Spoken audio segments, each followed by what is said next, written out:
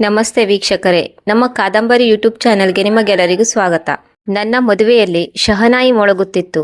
ಆದರೆ ನನ್ನ ಕಿವಿಗಳಲ್ಲಿ ಬರೀ ಒಂದು ವಸ್ತುವಿನ ಸದ್ದು ಮಾತ್ರ ಉಳಿದುಕೊಂಡಿತ್ತು.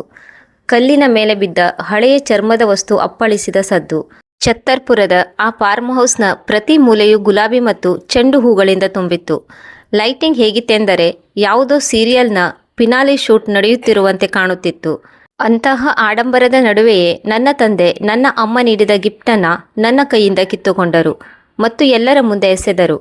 ನಾನು ಅನನ್ಯ, 27 ವರ್ಷದ ಸರ್ಕಾರಿ ಸ್ಕೂಲ್ ಟೀಚರ್. ನನ್ನ ಪ್ರಪಂಚ ಪುಸ್ತಕಗಳು, ಮಕ್ಕಳ ಹೋಮ್ವರ್ಕ್ ಮತ್ತು ತಿಂಗಳ ಕೊನೆಯವರೆಗೆ ಬಜೆಟ್ ಎಳೆಯುವುದರಲ್ಲೇ ಕಳೆಯುತ್ತದೆ. ನನ್ನ ತಂದೆ ಮಹೇಶ್ ಮಲ್ಹೋತ್ರಾ, ಗುರುಗ್ರಾಮದ ಬಿಲ್ಡರ್ ಆಗಿರುವ ಅವರಿಗೆ ಕ್ಯಾಮರಾದ ಫ್ಲ್ಯಾಶ್ಗಳೆಂದರೆ ಪ್ರಾಣ. ಬ್ರ್ಯಾಂಡೆಡ್ ಸೂಟ್ಗಳು ಮತ್ತು ಪ್ರಭಾವಿ ವ್ಯಕ್ತಿಗಳ ಫೋನ್ ನಂಬರ್ಗಳೇ ಅವರ ಆಸ್ತಿ. ಅವರು ವಾಸ್ತವದಲ್ಲಿ ಮಧ್ಯಮ ಮಟ್ಟದ ಬಿಲ್ಡರ್ ಇರಬಹುದು, ಆದರೆ ಅವರ ನಡಿಗೆ ಮತ್ತು ಮಾತುಗಳು ಇಡೀ NCR ಸಾಮ್ರಾಜ್ಯದ ಅಡಿಪಾಯವೇ ಅವರ ಮೇಲೆ ನಿಂತಿದೆ ಎನ್ನುವಂತಿರುತ್ತದೆ. ಮನೆಯಲ್ಲಿ ಅವರ ನಿಯಮಗಳು ಸ್ಪಷ್ಟವಾಗಿದ್ದವು. ದನಿ ಅವರದ್ದು, ನಿರ್ಧಾರಗಳು ಅವರದ್ದು ಮತ್ತು ಅಮ್ಮ ಯಾವಾಗಲೂ ಮನೆಯ ಯಾವುದೋ ಒಂದು ಮೂಲೆಯಂತಿದ್ದರು. ಅದು ಕಣ್ಣಿಗೆ ಕಾಣಿಸುತ್ತದೆಯಾದರೂ ಅದರ ಅಸ್ತಿತ್ವದ ಬಗ್ಗೆ ಯಾರೂ ಪ್ರಶ್ನಿಸುವುದಿಲ್ಲ, ಅದರ ಮಹತ್ವವನ್ನು ಯಾರೂ ಗುರುತಿಸುವುದಿಲ್ಲ. ನನ್ನ ಅಮ್ಮ ಮೀರಾ ಶರ್ಮಾ, ಅವರ ಬದುಕು ಕೂಡ ಹಾಗೆಯೇ ಇತ್ತು. ಲೈಬ್ರರಿಯ ಕೆಲಸವಿರಲಿ ಅಥವಾ ಮಕ್ಕಳಿಗೆ ಹೇಳಿಕೊಡುವ ಟ್ಯೂಷನ್ ಇರಲಿ, ಅಪ್ಪನಿಗೆ ಅದು ಕೇವಲ ಟೈಮ್ ಪಾಸ್ ಆಗಿ ಕಂಡರೆ ನನಗೆ ಅದು ಅಮ್ಮನ ಅಸಹಾಯಕತೆಯಂತೆ ಕಾಣುತ್ತಿತ್ತು. ಸತ್ಯ ಹೇಳಬೇಕೆಂದರೆ ಅಮ್ಮನನ್ನು ನಾನು ಎಷ್ಟೋ ವರ್ಷಗಳ ಕಾಲ ದುರ್ಬಲಳು ಎಂದುಕೊಂಡಿದ್ದೆ. ಅಮ್ಮ ಏಕೆ ಎಲ್ಲವನ್ನು ಸಹಿಸಿಕೊಳ್ಳುತ್ತಾರೆ, ಎದುರಿಸಿ ಏಕೆ ಮಾತನಾಡುವುದಿಲ್ಲ ಎಂಬ ಪ್ರಶ್ನೆಗಳು ನನ್ನನ್ನು ಕಾಡುತ್ತಿದ್ದವು. ಅವರ ಮೌನವನ್ನು ನಾನು ಅವರ ಸೋಲು ಎಂದು ತಪ್ಪಾಗಿ ಭಾವಿಸಿದ್ದೆ. ಆದರೆ ಆ ಮೌನವು ಒಂದು ತಯಾರಿಯಾಗಿತ್ತು. ಕರಣ್ ಮತ್ತು ನನ್ನ ಭೇಟಿಯಾದದ್ದು ಒಂದು ಶಾಲಾ ಪ್ರಾಜೆಕ್ಟ್ನ ನೆಪದಲ್ಲಿ. ಅವನು ವೃತ್ತಿಯಲ್ಲಿ ಆರ್ಕಿಟೆಕ್ಟ್, ಆದರೆ ಅವನ ಮಾತುಗಳಲ್ಲಿ ಒಂದು ಅಪರೂಪದ ಮೃದುತ್ವವಿತ್ತು. ಕರಣ್ನ ದೃಷ್ಟಿಯಲ್ಲಿ ಮನುಷ್ಯನ ಬೆಲೆ ನಿರ್ಧಾರವಾಗುವುದು ಅವನ ಅಧಿಕಾರ ಅಥವಾ ಕನೆಕ್ಷನ್ಗಳಿಂದಲ್ಲ, ಬದಲಾಗಿ ಅವನ ನಡವಳಿಕೆಯಿಂದ. ಅವನ ಮನೆಯವರೂ ಅಷ್ಟೇ, ಶಾಂತವಾಗಿ ಆಲಿಸುವ ಗುಣ ಅವರದ್ದು. ಬಹುಶಃ ಇದೇ ಶಾಂತತೆ ನನ್ನ ತಂದೆಗೆ ಇಷ್ಟವಾಗುತ್ತಿರಲಿಲ್ಲ, ಏಕೆಂದರೆ ಅವರ ದೃಷ್ಟಿಯಲ್ಲಿ ಆರ್ಭಟವಿಲ್ಲದ ಮನುಷ್ಯರು ಯಾರನ್ನು ಪ್ರಭಾವಿಸಲು ಸಾಧ್ಯವಿಲ್ಲ ಎಂಬ ನಂಬಿಕೆ ಇತ್ತು. ಆದರೆ ಯಾವಾಗ ಕಬೀರ್ನ ಮಾವ ಸರ್ಕಾರಿ ಗುತ್ತಿಗೆ ಮತ್ತು ಡೆವಲಪ್ಮೆಂಟ್ ವಲಯದಲ್ಲಿ ಪ್ರಭಾವಿ ವ್ಯಕ್ತಿ ಎಂಬ ಸತ್ಯ ತಂದೆಗೆ ತಿಳಿಯಿತೋ, ಅಂದಿನಿಂದ ಅವರ ನಡವಳಿಕೆಯೇ ಬದಲಾಯಿತು. ಅನಾಯಾಸವಾಗಿ ನನ್ನ ಮದುವೆ ನನ್ನದಾಗಿ ಉಳಿಯಲಿಲ್ಲ, ಅದು ಅವರ ಪ್ರತಿಷ್ಠೆಯ ಪ್ರದರ್ಶನವಾಯಿತು. ಸ್ಥಳ ಅವರ ಆಯ್ಕೆ, ಅಲಂಕಾರ ಅವರ ಇಷ್ಟ, ಅತಿಥಿಗಳ ಪಟ್ಟಿ ಅವರ ನಿರ್ಧಾರ. ನನ್ನ ಬದುಕಿನ ಅತಿದೊಡ್ಡ ನಿರ್ಧಾರದಲ್ಲಿ ನಾನು ಮೂಕ ಪ್ರೇಕ್ಷಕಿಯಾದೆ. ಇಷ್ಟೊಂದು ಜನ ಯಾರು ಎಂದು ನಾನು ಕೇಳಿದಾಗ ತಂದೆಯಿಂದ ಬಂದ ಉತ್ತರ, ಇವರೆಲ್ಲ ಬಿಸ್ನೆಸ್ ಜನರು, ದೊಡ್ಡ ಮನುಷ್ಯರು ಎಂಬುದಾಗಿತ್ತು. ನನ್ನ ಜೀವನದ ಅತ್ಯಂತ ವೈಯಕ್ತಿಕ ಮತ್ತು ಭಾವನಾತ್ಮಕ ದಿನದಂದು ಪ್ರೀತಿ ಮತ್ತು ಸಂಬಂಧಗಳಿಗಿಂತ ಹೆಚ್ಚಾಗಿ ಯಾವ ಬಿಸ್ನೆಸ್ ವ್ಯವಹಾರ ನಡೆಯುತ್ತಿದೆ, ಮದುವೆ ಎಂಬ ಸಂಭ್ರಮವು ಕೇವಲ ನೆಟ್ವರ್ಕಿಂಗ್ ಮಾಡುವ ಮಾರುಕಟ್ಟೆಯಾಗಿ ಬದಲಾದುದನ್ನು ಕಂಡು ಮನಸ್ಸು ಮೌನವಾಯಿತು. ಮದುವೆ ದಿನ ಅಮ್ಮ ನನ್ನ ಕೋಣೆಗೆ ಬಂದರು. ಕೈಯಲ್ಲಿ ಒಂದು ಸಣ್ಣ ಬಟ್ಟೆಯ ಪೌಚ್ ಇತ್ತು. ಅವರು ನನಗೆ ಬರೀ ಇಷ್ಟನ್ನೇ ಹೇಳಿದರು, ನಾನು ನಿನಗೆ ಅತಿ ಮುಖ್ಯವಾದ ಉಡುಗೊರೆ ನೀಡುತ್ತೇನೆ. ರಿಸೆಪ್ಷನ್ ಸಮಯದಲ್ಲಿ ಅವರ ದನಿ ನಡುಗುತ್ತಿತ್ತು, ಆದರೆ ಕಣ್ಣುಗಳಲ್ಲಿ ಯಾವುದೋ ಒಂದು ವಿಚಿತ್ರವಾದ ಸ್ಪಷ್ಟ ದೃಢತೆ ಇತ್ತು. ಹೇಗೆಂದರೆ ಅವರು ಯಾವುದೋ ಒಂದು ವಸ್ತುವನ್ನು ಹಿಡಿದುಕೊಂಡು ಹಲವು ವರ್ಷಗಳಿಂದ ನಡೆಯುತ್ತಿದ್ದಾರೆ. ರಿಸೆಪ್ಷನ್ನಲ್ಲಿ ಗಿಫ್ಟ್ ಸೆರೆಮನಿ ಪ್ರಾರಂಭವಾಯಿತು. ಮೊದಲು ತಂದೆ ಸ್ಟೇಜ್ ಮೇಲೆ ಹೋದರು, ಮೈಕ್ನಲ್ಲಿ ಮಾತನಾಡಿದರು, ನಕ್ಕರು, ಫೋಟೋ ತೆಗೆಸಿಕೊಂಡರು ಮತ್ತು ಒಂದು ದೊಡ್ಡ ಲಕೋಟೆಯಲ್ಲಿ ತಮ್ಮ ಕಡೆಯಿಂದ ಕ್ಯಾಶ್ ಗಿಫ್ಟ್ ತೋರಿಸಿದರು. ಚಪ್ಪಾಳೆ ಮೊಳಗಿತು. ಆನಂತರ ಕರಣ್ ಮನೆಯವರು ಒಂದು ಚಿಕ್ಕದಾದ ಡಬ್ಬಿ ನೀಡಿದರು. ಬೆಲೆ ಬಾಳುವಂಥದ್ದಾಗಿತ್ತು, ಆದರೆ ಪ್ರದರ್ಶನ ಇರಲಿಲ್ಲ. ತಂದೆಯ ಮುಖದಲ್ಲಿ ನಾನು ಬಾಲ್ಯದಿಂದ ನೋಡಿಕೊಂಡು ಬಂದಂತಹ ಅದೇ ಭಾವನೆಯನ್ನು ನೋಡಿದೆ, ಹೋಲಿಕೆ ಮಾಡುವುದು ಮತ್ತು ಹೋಲಿಕೆಯ ನಂತರ ತಕ್ಷಣವೇ ಬರುವ ಸಿಟ್ಟು. ಆನಂತರ ಅಮ್ಮನ ಹೆಸರು ಕರೆದರು, ವಧುವಿನ ಅಮ್ಮ ಮೀರಾ ಅವರು. ಅಮ್ಮ ಸ್ಟೇಜ್ ಮೇಲೆ ಹೋಗಲಿಲ್ಲ, ಅವರು ನೇರವಾಗಿ ನನ್ನ ಬಳಿ ಬಂದರು. ಅವರ ಕೈಯಲ್ಲಿ ನೀಲಿ ಬಣ್ಣದ ಒಂದು ಹಳೆಯ ಪಾಸ್ಬುಕ್ ಇತ್ತು, ಸವೆದು ಹೋಗಿತ್ತು, ಅಂಚುಗಳೆಲ್ಲ ಮೆತ್ತಗಾಗಿದ್ದವು. ನಾನು ಅದನ್ನು ಕೈಗೆ ತೆಗೆದುಕೊಂಡಾಗ ಅನ್ನಿಸಿತು, ಇದು ಯಾವುದೋ ಹಗುರವಾದ ವಸ್ತುವಲ್ಲ, ಬದಲಾಗಿ ಅದರಲ್ಲಿ ಅಮ್ಮ ಕಳೆದ ಪ್ರತಿಯೊಂದು ದಿನದ ಸಂಯಮವಿತ್ತು. ಅಮ್ಮ ಹೇಳಿದರು, ಮಗಳೇ, ಇದು ನಿನಗಾಗಿ. ನಾನು ಏನಾದರೂ ಕೇಳುವ ಮೊದಲೇ ಅವರ ಕೈಗಳು ನಡುಗುತ್ತಿರುವುದನ್ನು ನಾನು ನೋಡಿದೆ. ಅವರು ನನ್ನ ಅಂಗೈಯೊತ್ತಿ ಬಹಳ ಮೆಲ್ಲನೆ ಹೇಳಿದರು, ಇದನ್ನು ಎಂದು ವ್ಯರ್ಥ ಎಂದು ತಿಳಿಯಬೇಡ, ಇದರಲ್ಲಿ ಸ್ವತಂತ್ರ ಅಡಗಿದೆ. ನಾನು ಧನ್ಯವಾದ ಹೇಳುವುದರಲ್ಲಿದ್ದೆ. ಅಷ್ಟರಲ್ಲೇ ತಂದೆಯ ದನಿ ಇಡೀ ಹಾಲ್ನಲ್ಲಿ ಮೊಳಗಿತು. ಇದೇನು ಹಾಸ್ಯವೋ ಅಂದರು. ನಾನು ತಿರುಗಿ ನೋಡಿದೆ. ಅವರ ಮುಖ ಕೆಂಪಾಗಿತ್ತು. ಅವರು ಕರಣನ ಮನೆಯವರ ಕಡೆಗೆ ಸನ್ನೆ ಮಾಡಿ ಹೇಳಿದರು, ನೀನು ಒಂದು ಹಳೆಯ ಪಾಸ್ಬುಕ್ ನೀಡುತ್ತಿದ್ದೀಯಾ? ಇದು ಪ್ರದರ್ಶನವೋ ಅಥವಾ ಬಡತನವೋ? ಅಮ್ಮ ಏನನ್ನೂ ಹೇಳಲಿಲ್ಲ. ತಂದೆ ನನ್ನ ಕೈಯಿಂದ ಪಾಸ್ಬುಕ್ ಕಿತ್ತುಕೊಂಡರು ಮತ್ತು ಏನನ್ನು ಯೋಚಿಸದೆ ಅದನ್ನು ಎಸೆದರು. ಪಾಸ್ಬುಕ್ ನೆಲದ ಮೇಲೆ ಉಜ್ಜುತ್ತಾ ಹೋಯಿತು. ಅವರು ಎಸೆದದ್ದು ಕೇವಲ ಪಾಸ್ ಪುಸ್ತಕವನ್ನಲ್ಲ, ಬದಲಿಗೆ ಒಂದು ಹೆಣ್ಣಿನ ಕನಸನ್ನು ಮತ್ತು ಅವಳ ಘನತೆಯನ್ನು. ಕಸದ ಜೊತೆ ಇರುತ್ತದೆ ಎಂದರು. ಆ ಮಾತುಗಳು ಕೇವಲ ಪಾಸ್ಬುಕ್ಗಾಗಿ ಹೇಳಿದ್ದಾಗಿರಲಿಲ್ಲ, ಅವು ಅಮ್ಮನಿಗಾಗಿ ಮತ್ತು ನನಗಾಗಿ ಕೂಡ ಹೇಳಿದ್ದಾಗಿತ್ತು. ನಾನು ನನ್ನದೇ ಮನೆಯಲ್ಲಿ ನನ್ನದೇ ಹೆಸರಿನ ಜೊತೆ ಒಬ್ಬ ಅಪರಿಚಿತಳಾಗಿದ್ದೇನೆ ಎಂದು ಆ ಕ್ಷಣ ನನಗೆ ಅನ್ನಿಸಿತು. ಇಡೀ ಹಾಲ್ ಮೌನವಾಗಿತ್ತು. ಕರಣ್ನ ಬೆರಳುಗಳು ನನ್ನ ಬೆರಳುಗಳ ಮಧ್ಯೆ ಸಿಲುಕಿದ್ದವು. ಆದರೆ ನಾನು ಅವನ ಕೋಪದ ಬಿಸಿಯನ್ನು ಅನುಭವಿಸುತ್ತಿದ್ದೆ. ಅವನು ಏನನ್ನೋ ಮಾಡಲು ಬಯಸುತ್ತಿದ್ದನು. ನಾನು ಬರೀ ತಲೆಯಾಡಿಸಿ ಬೇಡ ಎಂದೆ, ಏಕೆಂದರೆ ನಾನು ನನ್ನ ತಂದೆಯನ್ನು ಬಲ್ಲೆ. ಒಂದು ವೇಳೆ ಕರಣ್ ಕಿರುಚಾಡಿದ್ದರೆ ತಂದೆ ತಮ್ಮನ್ನು ತಾವು ಪಾಪದವರು ಎಂದು ಬಿಂಬಿಸಿಕೊಳ್ಳುತ್ತಿದ್ದರು. ಒಂದು ವೇಳೆ ಕೈ ಎತ್ತಿದರೆ ಗೌರವದ ಡ್ರಾಮಾ ಮಾಡುತ್ತಿದ್ದರು. ಇಂದು ನಾನು ಅವರಿಗೆ ಕತೆ ಬದಲಿಸಲು ಬಿಡಬಾರದು ಎಂದು ನಿರ್ಧರಿಸಿದೆ. ನಾನು ಮೆಲ್ಲನೆ ನಡೆದು ಆ ಪಾಸ್ಬುಕ್ ಹತ್ತಿರ ಹೋದೆ. ನಾನು ಅದನ್ನು ಎತ್ತಿಕೊಂಡೆ. ಅದರ ಧೂಳು ಸವರಿ ಇಡೀ ಹಾಲ್ ಕಡೆಗೆ ನೋಡಿ ಬಹಳ ಸ್ಪಷ್ಟ ಧ್ವನಿಯಲ್ಲಿ ಹೇಳಿದೆ, ಇದು ನನ್ನ ಮದುವೆಯ ಅತಿ ಬೆಲೆ ಬಾಳುವ ಉಡುಗೊರೆಯಾಗಿದೆ. ಆನಂತರ ನಾನು ಅಮ್ಮನನ್ನು ಒಪ್ಪಿಕೊಂಡೆ. ಆ ಕ್ಷಣ ನಾನು ಮೊದಲ ಬಾರಿಗೆ ಅನುಭವಿಸಿದೆ. ಅಮ್ಮನ ಶರೀರ ನಡುಗುತ್ತಿರಲಿಲ್ಲ. ಅವರು ತಮ್ಮನ್ನು ತಾವು ತಡೆದುಕೊಳ್ಳುತ್ತಿದ್ದರು. ಅವರು ಅಳುತ್ತಿರಲಿಲ್ಲ. ಅವರು ಕೇವಲ ಉಸಿರನ್ನು ಬಿಗಿ ಹಿಡಿದು ನಿಂತಿದ್ದರು. ನಾನು ಕರಣ್ನ ಕೈ ಹಿಡಿದೆ ಮತ್ತು ನಾವಿಬ್ಬರು ರಿಸೆಪ್ಷನ್ ಬಿಟ್ಟು ಹೊರಬಂದೆವು. ಹಿಂದೆ ತಂದೆಯ ದನಿ ಬರುತ್ತಲೇ ಇತ್ತು, ನೀವು ನನ್ನ ಗೌರವವನ್ನ. ಆದರೆ ಈಗ ಆ ದನಿ ನನ್ನೊಳಗೆ ಇಳಿಯುತ್ತಿರಲಿಲ್ಲ. ಅವರು ಎಸೆದದ್ದು ಕೇವಲ ಪಾಸ್ ಪುಸ್ತಕವನ್ನಲ್ಲ, ಬದಲಿಗೆ ಒಂದು ಹೆಣ್ಣಿನ ಕನಸನ್ನು ಮತ್ತು ಅವಳ ಘನತೆಯನ್ನು. ಕಸದ ಜೊತೆಗೆ ಇರುತ್ತದೆ ಅಂದರು. ಆ ಮಾತುಗಳು ಕೇವಲ ಪಾಸ್ಬುಕ್ಗಾಗಿ ಹೇಳಿದ್ದಾಗಿರಲಿಲ್ಲ, ಅವು ಅಮ್ಮನಿಗಾಗಿ ಮತ್ತು ನನಗಾಗಿ ಕೂಡ ಹೇಳಿದ್ದಾಗಿತ್ತು. ನಾನು ನನ್ನದೇ ಮನೆಯಲ್ಲಿ ನನ್ನದೇ ಹೆಸರಿನ ಜೊತೆ ಒಬ್ಬ ಅಪರಿಚಿತಳಾಗಿದ್ದೇನೆ ಎಂದು ಆ ಕ್ಷಣ ನನಗೆ ಅನ್ನಿಸಿತು. ಇಡೀ ಹಾಲ್ ಮೌನವಾಗಿತ್ತು. ಕರಣ್ನ ಬೆರಳುಗಳು ನನ್ನ ಬೆರಳುಗಳ ಮಧ್ಯೆ ಸಿಲುಕಿದ್ದವು. ಆದರೆ ನಾನು ಅವನ ಕೋಪದ ಬಿಸಿಯನ್ನು ಅನುಭವಿಸುತ್ತಿದ್ದೆ.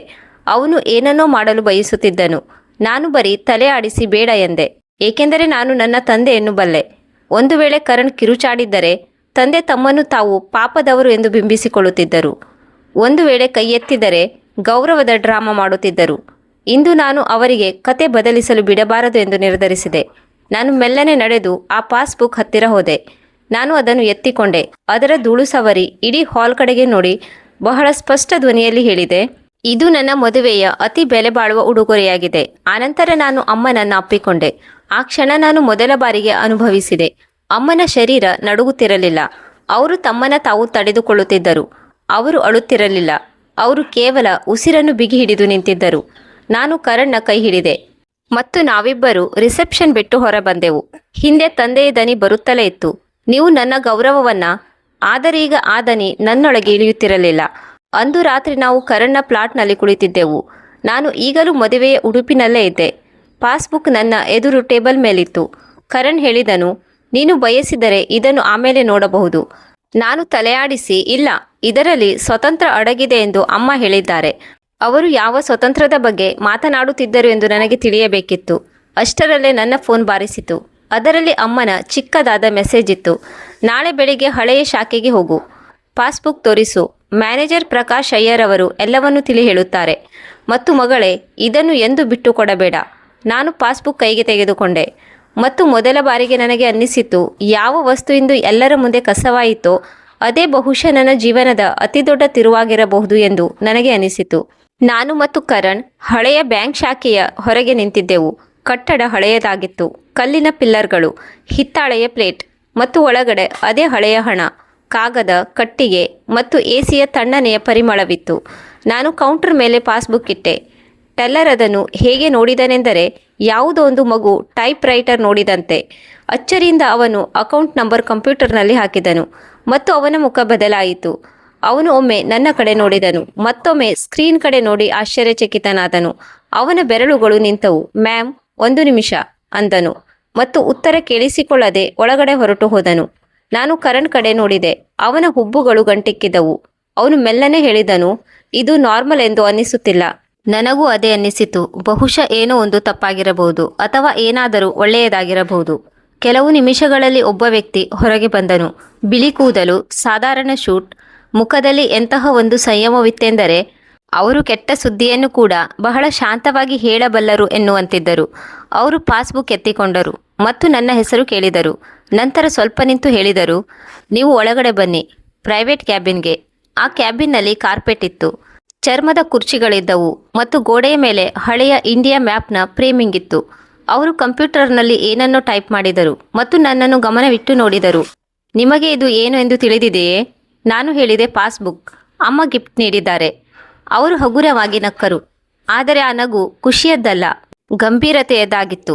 ಇದು ಬರೀ ಪಾಸ್ಬುಕ್ ಅಲ್ಲ, ಇದು ಒಂದು ಲಿಂಕ್ಡ್ ಡಾಕ್ಯುಮೆಂಟ್ ಆಗಿದೆ.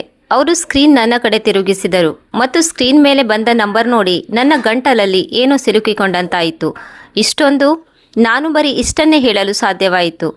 ಅವರು ಹೇಳಿದರು, ಹೌದು, ಇದು ಒಂದು ಟ್ರಸ್ಟ್ನ ನಾಮಿನಿ ಫಂಡ್ ಆಗಿದೆ. ಇದು ಎಷ್ಟೋ ವರ್ಷಗಳಿಂದ ನಡೆಯುತ್ತಿದೆ.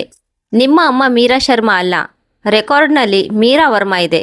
ಅವರ ಮದುವೆಗೂ ಮೊದಲಿನ ಹೆಸರು. ಕರಣ್ ಮೆಲ್ಲನೆ ಕುರ್ಚಿಯ ಹಿಂಭಾಗವನ್ನು ಹಿಡಿದುಕೊಂಡನು, ಹೇಗೆಂದರೆ ಅವನಿಗೆ ಭೂಮಿ ನಡುಗುತ್ತಿರುವಂತೆ ಅನ್ನಿಸುತ್ತಿತ್ತು. ಬ್ಯಾಲೆನ್ಸ್? ಮ್ಯಾನೇಜರ್ ಶಬ್ದಗಳನ್ನು ಸ್ಪಷ್ಟವಾಗಿ ಹೇಳಿದರು. 3,16,00,000. ನನ್ನ ಕಿವಿಗಳಲ್ಲಿ ಮಿಂಚು ಹರಿದಂತೆ ಅನ್ನಿಸಿತು. ನಾನು ನಗುವ ಪ್ರಯತ್ನ ಮಾಡಿದೆ, ಆದರೆ ಕಣ್ಣುಗಳು ತುಂಬಿ ಬಂದವು. ಇದು ಹೇಗೆ ಸಾಧ್ಯ? ಅಮ್ಮ ಅಂತೂ ಬರೀ ನನ್ನ ಮಿದುಳಿನಲ್ಲಿ ಅಪ್ಪ ಹೇಳಿದ ಅದೇ ಹಳೆಯ ವಾಕ್ಯಗಳು ಓಡುತ್ತಿತ್ತು. ಲೈಬ್ರರಿಯಲ್ಲಿ ಏನು ಮಾಡುತ್ತಾಳೆ? ಧೂಳು ಒರೆಸುತ್ತಾಳೆ. ಮತ್ತು ನನಗೆ ಇದ್ದಕ್ಕಿದ್ದಂತೆ ನನ್ನ ಮೇಲೆಯೇ ನನಗೆ ನಾಚಿಕೆ ಅನ್ನಿಸಿತು. ಮ್ಯಾನೇಜರ್ ಫೈಲ್ ಹೊರತೆಗೆದರು. ಮೊದಲು ಇದು ನಿಮ್ಮ ಅಜ್ಜಿಯವರ ಕಡೆಯಿಂದ ಶುರುವಾಗಿತ್ತು. ಕೆಲವು ಪ್ರಾಪರ್ಟಿ ಅಥವಾ ಜ್ಯುವೆಲರಿಯಿಂದ ಬಂದ ಹಣವನ್ನು ಅವರು ಇಟ್ಟಿದ್ದರು. ನಿಮ್ಮ ಅಮ್ಮ ಅದನ್ನು ಬೇರೆ ಇರಿಸಿದ್ದರು. ಆಮೇಲೆ ವರ್ಷಗಳಿಂದ SIP, FD ಮತ್ತು ಒಂದು ಸಣ್ಣ ಪೋಸ್ಟ್ ಆಫೀಸ್ ಸ್ಕೀಮ್ ಸಣ್ಣ ಮೊತ್ತದ ಮೇಲೆ ಸತತವಾಗಿ ಜಮೆ ಮಾಡುತ್ತಿದ್ದರು. ನಾನು ಮಧ್ಯದಲ್ಲಿ ಕೇಳಿದೆ, ಆದರೆ ಪಪ್ಪನಿಗೆ ಹೇಗೆ ತಿಳಿಯಲೇ ಇಲ್ಲ? ಮ್ಯಾನೇಜರ್ ಬಹಳ ಜಾಗರೂಕತೆಯಿಂದ ಹೇಳಿದರು, ಎಷ್ಟೋ ಮನೆಗಳಲ್ಲಿ ಒಬ್ಬ ವ್ಯಕ್ತಿ ಹಣಕಾಸಿನ ನಿಯಂತ್ರಣವನ್ನು ಹೊಂದಿರುತ್ತಾರೆ. ನಿಮ್ಮ ಅಮ್ಮ ಕೋಮಿಂಗ್ಲಿಂಗ್ ಮಾಡಿರಲಿಲ್ಲ ಮತ್ತು ಅವರು ಒಂದು ಕಾನೂನುಬದ್ಧ ವ್ಯವಸ್ಥೆಯನ್ನು ಕೂಡ ಮಾಡಿದ್ದರು. ಅವರು ಇನ್ನೊಂದು ಪೇಪರ್ ಇಟ್ಟರು. ಸುಮಾರು 15-16 ವರ್ಷಗಳ ಹಿಂದೆ ಒಂದು ಅಗ್ರಿಮೆಂಟ್ ಸೈನ್ ಆಗಿತ್ತು. ಮನೆ ಜೊತೆಗೇ ಇತ್ತು, ಆದರೆ ಆರ್ಥಿಕ ಸುರಕ್ಷತೆ ಬೇರೆ ಇತ್ತು. ಇದು ಅನ್ಕಾಮನ್, ಆದರೆ ಕಾನೂನುಬದ್ಧವಾಗಿದೆ. ನನ್ನ ಕೈಗಳು ನಡುಗಲಾರಂಭಿಸಿದವು. ಅಂದ್ರೆ ಅಮ್ಮ ಅಸಹಾಯಕಳಾಗಿರಲಿಲ್ಲ. ಅವರು ಬದುಕುವ ದಾರಿ ಮಾಡಿಕೊಂಡು ಕೂಡ ಅಲ್ಲೇ ಉಳಿದಿದ್ದರು. ಮ್ಯಾನೇಜರ್ ಒಂದು ಸೀಲ್ ಮಾಡಿದ ಲಕೋಟೆ ನನ್ನ ಕಡೆ ಸರಿಸಿದರು. ಇದನ್ನು ನಿಮ್ಮ ಅಮ್ಮ ಇಲ್ಲಿ ಜಮೆ ಮಾಡಿದ್ದರು. ಇದನ್ನು ನೀವು ಬಂದಾಗ ಮಾತ್ರ ತೆರೆಯಬೇಕೆಂದು ನಿರ್ದೇಶನ ಇತ್ತು. ಲಕೋಟೆ ಮೇಲೆ ಅಮ್ಮನ ಕೈ ಬರಹ ಇತ್ತು. ಅವರು ನನ್ನ ಕಾಪಿಯ ಮೇಲೆ ಕೆಲವೊಮ್ಮೆ ತಿದ್ದುವಾಗ ಹೇಗೆ ಬರೆಯುತ್ತಿದ್ದರೋ ಹಾಗೆ ಸ್ಪಷ್ಟವಾಗಿ ಸ್ಥಿರವಾಗಿತ್ತು. ನಾನು ಸೀಲ್ ಒಡೆದೆ. ಒಂದು ಪುಟ ಇತ್ತು ಮತ್ತು ಆ ಪುಟವು ನನ್ನ ಇಡೀ ಜೀವನದ ವ್ಯಾಖ್ಯಾನವನ್ನೇ ಬದಲಿಸಿತು. ಅಮ್ಮ ಬರೆದಿದ್ದರು, ಮಗಳೇ, ಒಂದು ವೇಳೆ ನೀನು ಇದನ್ನು ಓದುತ್ತಿದ್ದರೆ ನೀನು ಪಾಸ್ಬುಕ್ ಅನ್ನು ವ್ಯರ್ಥ ಎಂದು ತಿಳಿದಿಲ್ಲ. ಈ ಹಣ ನಿನ್ನದು, ಯಾವುದೇ ಪುರುಷನದ್ದಲ್ಲ, ಯಾವುದೇ ಮನೆಯ ಗೌರವದ್ದಲ್ಲ. ನಾನು ಸುಮ್ಮನಿದ್ದೆ, ಏಕೆಂದರೆ ನಾನು ದುರ್ಬಲಳಾಗಿರಲಿಲ್ಲ. ನಾನು ಬರೀ ಸಮಯವನ್ನು ದೂಡುತ್ತಿದ್ದೆ, ಏಕೆಂದರೆ ನೀನು ಎಂದು ಯಾರ ಹತ್ತಿರವೂ ಸ್ವಾತಂತ್ರ್ಯವನ್ನು ಭಿಕ್ಷೆಯಾಗಿ ಕೇಳಬಾರದು. ನಾನು ಅಳುತ್ತಿದ್ದೆ, ಆದರೆ ಆ ಅಳು ದುಃಖದಾಗಿರಲಿಲ್ಲ. ಯಾವುದೋ ಕತ್ತಲೆ ಕೋಣೆಯಲ್ಲಿ ಇದ್ದಕ್ಕಿದ್ದಂತೆ ಕಿಟಕಿ ತೆರೆದಂತೆ ಅನ್ನಿಸಿತು. ನಾನು ಅಂದೆ ಅಮ್ಮನಿಗೆ ಕಾಲ್ ಮಾಡಿದೆ. ಅವರು ಮೊದಲನೇ ರಿಂಗ್ನಲ್ಲೇ ಫೋನ್ ಎತ್ತಿದರು. ಅನನ್ಯ, ನೀನು ಬ್ಯಾಂಕಿಗೆ ಹೋದೆಯಾ? ನನ್ನ ದನಿ ಒಡೆಯುತ್ತಿತ್ತು. ಅಮ್ಮ, ಇದೆಲ್ಲವನ್ನು ನೀವು ಒಬ್ಬರೇ? ಅವರು ಕೆಲವು ಸೆಕೆಂಡ್ ಸುಮ್ಮನಿದ್ದರು. ಆಮೇಲೆ ಹೇಳಿದರು, ಒಬ್ಬಳೇ ಅಲ್ಲ ಮಗಳೇ, ನಾನು ನಿನಗಾಗಿ ಇದ್ದೆ ಮತ್ತು ಈಗ ನನಗಾಗಿ ಕೂಡ. ನಾನು ಕೇಳಿದೆ, ನೀವು ತಿಳಿಸಲೇ ಇಲ್ಲ ಏಕೆ? ಏಕೆಂದರೆ ಮಕ್ಕಳು ತಮ್ಮ ತಂದೆ ತಾಯಿಯ ಹೋರಾಟವನ್ನು ಹೊರಬಾರದು. ನೀನು ಓದಬೇಕಿತ್ತು, ನಿನ್ನ ದಾರಿ ನೀನು ಹುಡುಕಬೇಕಿತ್ತು. ನಾನು ಬರೀ ನಿನ್ನ ದಾರಿಯನ್ನು ಸುರಕ್ಷಿತವಾಗಿರಿಸಿದೆ ಅಷ್ಟೇ. ಆಮೇಲೆ ಅವರು ಒಂದು ಮಾತು ಹೇಳಿದರು, ಅದು ನನ್ನ ಎದೆಗೆ ನೇರವಾಗಿ ಇಳಿಯಿತು. ನಾನು ಸಹಿಸಿಕೊಳ್ಳಲಿಲ್ಲ. ಮಗಳೇ, ನಾನು ಹೂಡಿಕೆ ಮಾಡಿದೆ. ನಾನು ಕೇಳಿದೆ, ಈಗ ಏನು ಮಾಡುವಿರಿ? ಯಾವುದೋ ಒಂದು ಹೊರೆ ಇಳಿದಂತೆ ಅವರ ದನಿ ಮೊದಲ ಬಾರಿಗೆ ಹಗುರವಾಗಿತ್ತು. ನಾನು ಹೊರಡುತ್ತಿದ್ದೇನೆ. ಪೇಪರ್ಸ್ ರೆಡಿಯಾಗಿವೆ. ಒಂದು ಸಣ್ಣ ಮನೆ ನಾನು 2 ವರ್ಷಗಳಿಂದ ಬಾಡಿಗೆಗೆ ತೆಗೆದುಕೊಂಡಿದ್ದೇನೆ.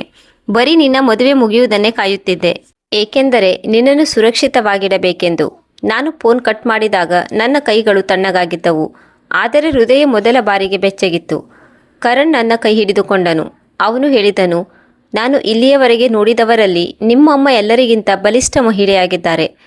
ಮೊದಲು ಅಬ್ಬರದಿಂದ ಕೇಳಿಸುತ್ತಿದ್ದ ನನ್ನ ತಂದೆಯ ದನಿ ಈಗ ಕ್ಷೀಣಿಸಿತ್ತು, ಏಕೆಂದರೆ ಈಗ ನನ್ನ ಬಳಿ ಒಂದು ಹೊಸ ಧ್ವನಿ ಇತ್ತು. ಅಮ್ಮನ ಮೌನ ಕೇವಲ ಅಸಹಾಯಕತೆ ಅಲ್ಲ, ಅದೊಂದು ಭವಿಷ್ಯದ ತಯಾರಿಯಾಗಿತ್ತು. ಅಮ್ಮ ಮನೆ ಬಿಟ್ಟು ಹೋದರು. ಮತ್ತು ಈ ವಾಕ್ಯ ಹೇಳುವುದು ಅದೆಷ್ಟು ಸುಲಭವೋ ಮಾಡುವುದು ಅಷ್ಟೇ ಕಷ್ಟವಾಗಿರುತ್ತದೆ. ಏಕೆಂದರೆ ಒಬ್ಬ ಹೆಣ್ಣು ಯಾವಾಗ ತನ್ನ ಹಳೆಯ ಮನೆ ಬಿಡುತ್ತಾಳೋ ಆಗ ಅವಳು ಬರೀ ಮನೆಯ ಗೋಡೆಗಳನ್ನು ಬಿಡುವುದಿಲ್ಲ. ಅವಳು ವರ್ಷಗಳ ಹವ್ಯಾಸ, ಭಯ ಮತ್ತು ಜನರು ಏನು ಹೇಳುತ್ತಾರೆ ಎಂಬ ಸರಪಳಿಯನ್ನು ಬಿಡುತ್ತಾಳೆ. ತಂದೆಗೆ ವಿಷಯ ತಿಳಿದಾಗ ನಾನು ಅಲ್ಲಿರಲಿಲ್ಲ, ಆದರೆ ಅಮ್ಮ ಆಮೇಲೆ ನನಗೆ ತಿಳಿಸಿದರು. ಅವರು ಹವಾಮಾನದ ಬಗ್ಗೆ ವರದಿ ಹೇಳುವಂತೆ ಶಾಂತ ಧ್ವನಿಯಲ್ಲಿ ಹೇಳಿದರು. ಅವರು ಬೇಗ ಬಂದರು. ನಾನು ಸೂಟ್ ಕೇಸ್ ತೆರೆದಿದ್ದೆ. ಅವರು ಕೇಳಿದರು, ಇದೇನು ಮಾಡುತ್ತಿದ್ದೀಯಾ?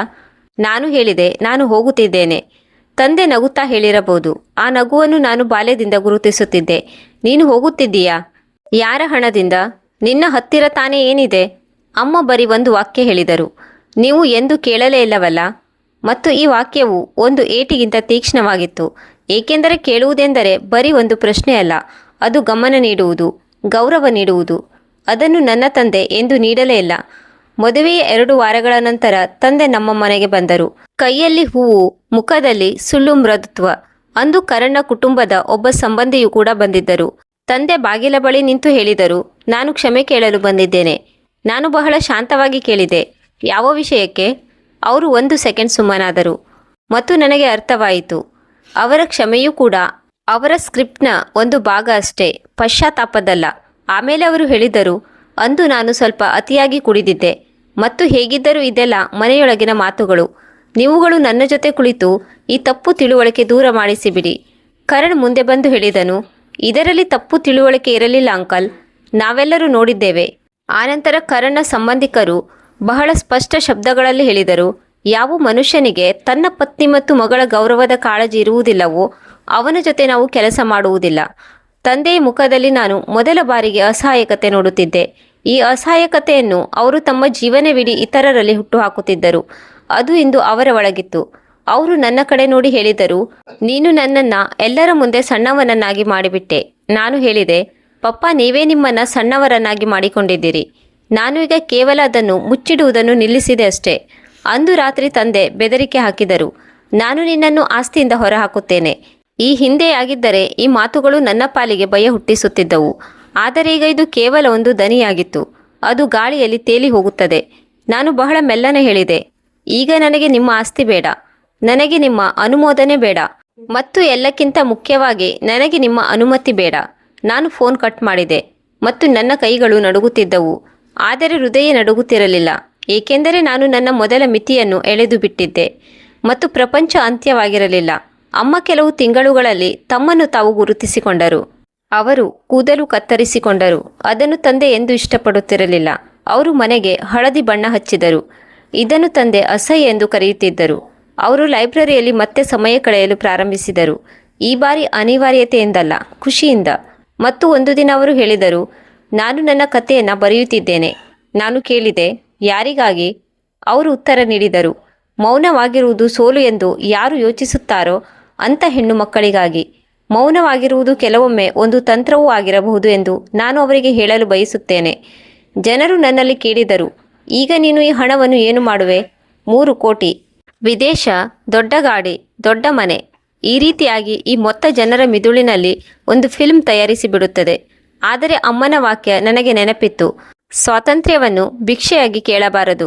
ನಾನು ಮೊದಲು ಒಬ್ಬ ಒಳ್ಳೆಯ CA ಮತ್ತು ಫೈನಾನ್ಸಿಯಲ್ ಪ್ಲಾನರ್ ಹತ್ತಿರ ಮಾತನಾಡಿದೆ. ನಾನು ನನ್ನ ತಂದೆಯ ಏರಿಯಾದಿಂದ ದೂರವಿರುವ ಒಂದು ಸಾಧಾರಣ ಸುರಕ್ಷಿತ ಕಾಲೋನಿಯಲ್ಲಿ ಮನೆ ತೆಗೆದುಕೊಂಡೆ. ಅಲ್ಲಿ ಶಾಂತವಾದ ವಾತಾವರಣವಿತ್ತು. ನಾನು ನೌಕರಿ ಬಿಡಲಿಲ್ಲ, ಏಕೆಂದರೆ ನಾನು ಯಾವುದೋ ಅನಿವಾರ್ಯತೆಯಿಂದ ಟೀಚರ್ ಆಗಿರಲಿಲ್ಲ. ನಾನು ಮಕ್ಕಳಿಗೆ ಹೇಗೆ ಪಾಠ ಮಾಡುತ್ತೇನೆಂದರೆ, ನಾನು ಪ್ರತಿದಿನ ಅವರಿಗೆ ತಮ್ಮ ಮೇಲೆ ಭರವಸೆ ಮೂಡುವುದನ್ನು ನೋಡುತ್ತೇನೆ. ಮತ್ತು ಈಗ ನನಗೆ ಅನ್ನಿಸಿತು, ಮಕ್ಕಳಿಗೆ ಹಣದ ಬಗ್ಗೆ ತಿಳುವಳಿಕೆ, ಉಳಿತಾಯ ಯೋಜನೆಯ ಬಗ್ಗೆ ತಿಳಿಸಿಕೊಡಬೇಕು. ಅದು ನಮ್ಮ ಪುಸ್ತಕಗಳಲ್ಲಿ ಬಹಳ ಕಡಿಮೆ ಪ್ರಮಾಣದಲ್ಲಿ ಸಿಗುತ್ತದೆ. ನನ್ನ ಅಜ್ಜಿಯವರ ಹೆಸರಿನಲ್ಲಿ ನಾನು ಒಂದು ಸಣ್ಣ ಸ್ಕಾಲರ್ಶಿಪ್ ಫಂಡ್ ನಿರ್ಮಿಸಿದೆ.